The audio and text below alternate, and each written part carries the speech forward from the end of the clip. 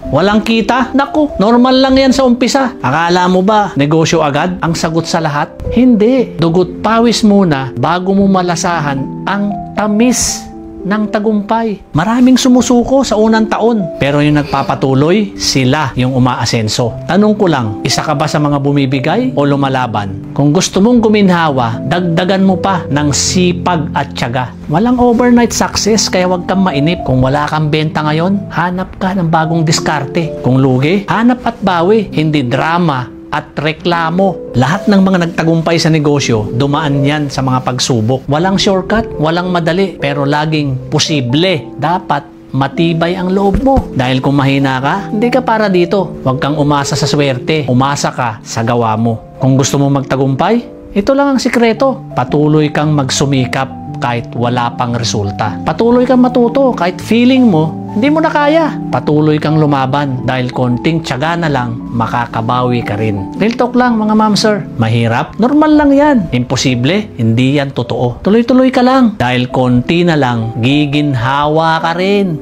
Basta wag kang susuko.